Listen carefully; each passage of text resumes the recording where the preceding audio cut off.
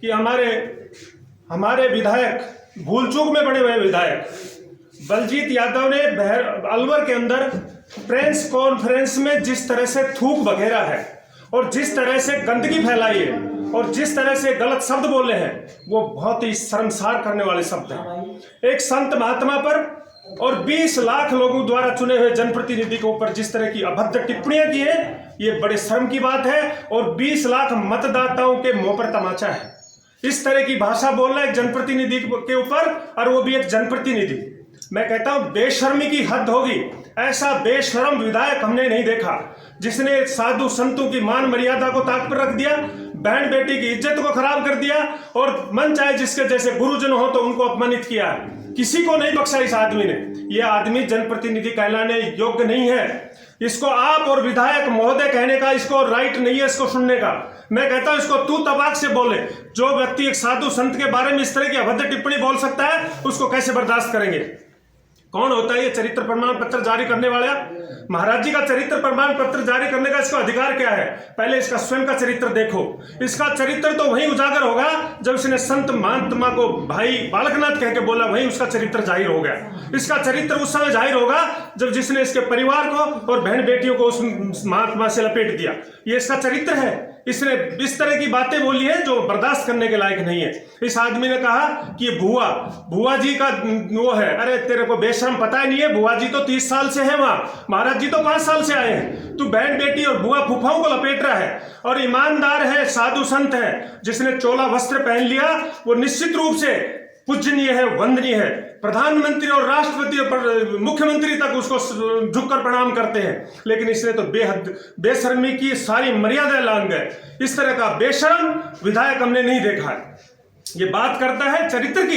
इसका चरित्र तो उस समय उजागर हो गया था जब ये कांग्रेस की टिकट मांग रहा था। टिकट कटा तो मंच पर बांग मार मार कर रोया ये आदमी और कांग्रेस को गालियां दी, और 10 दिन बाद में ये व्यक्ति दुख को भूल गया और दुख को भूल करके ना मोटे पैसा लेकर सरकार को समर्थन दे दिया।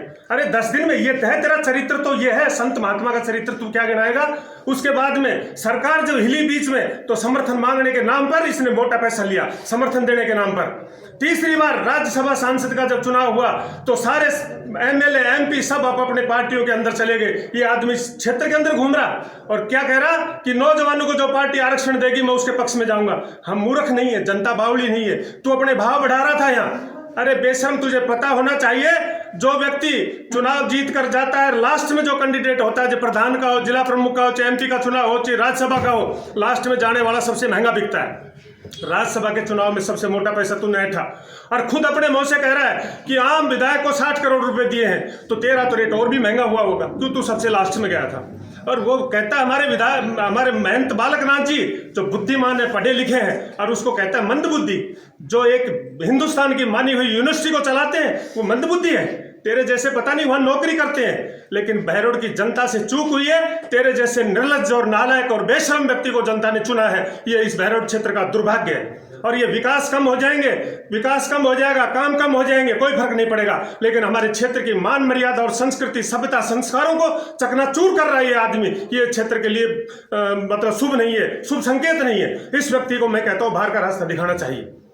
और एमपी साहब के बारे में बोलता है कि वो लोग कहते हैं कि भाई गायब हो गए। हम देखते हैं रोज आए दिन एमपी साहब का हमारे वहाँ दौरे लगते हैं गांव के अंदर, जन सुनवाई करते हैं और एक एक आदमी की आत्मीयता से बात सुनते हैं और उनका समाधान करते हैं। ऐसी बेशर्मी की हद है। वो आदमी बार बार कहता है और कहता है जिला बनवाने के लिए तू ईंट सेट बचा देगा। अरे 4 साल में तेरे से ईंट सेट नहीं बची जब सरकार तेरे कब्जे में थी। अब सरकार का पतन होना तय है तो अब तू ईंट सेट बजाएगा।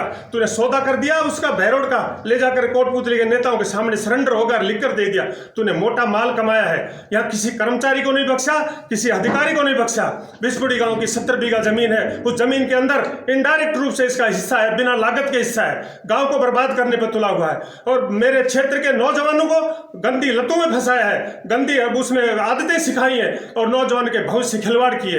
और ये कहता था कि मैं जनता के बीच में आऊंगा, जनता को कोई तकलीफ होगी तो तलवार की धार पर चल के आऊंगा। बेशर्म आदमी, तूने जनता को तलवार पर चलाया है, तू तलवार पर क्या चलेगा? तूने इस क्षेत्र का बर्बाद किया है, पतन किया है इस क्षेत्र का और लूट खसोट करी है।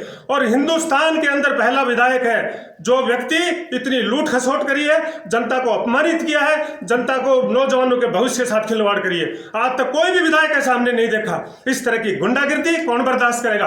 और हम देखेंगे उसको, आने दो उसको, तीर तमंचे देखेंगे, वो धमकियां देता है, ये कर दूंगा वो कर दूंगा। हम डरने वाले आदमी नहीं है। हमारे बहरोड क्षेत्र की जनता के मान सम्मान और स्वाभिमान के लिए हम बड़ी से बड़ी कुर्बानी देने के लिए तैयार हैं। ये बात है। इस तरह से कमजोर बनने से काम नहीं चलेगा, विकास गिनाने से काम नहीं चलेगा। विकास कम हो जाएंगे, हमें विकास फिर हो जाएगा, 2 दिन बाद में हो जाएगा, लेकिन संस्कार, सभ्यता और संस्कृति अगर हमारे क्षेत्र की नष्ट होगी तो हमारा क्षेत्र बर्बाद हो जाएगा। इस तरह के व्यक्ति से हमको सावधान होना है और इस आदमी को बाहर का रास्ता दिखाना है। ये जनता के बीच में संगठित होकर हम सब लोगों को चलना चाहिए।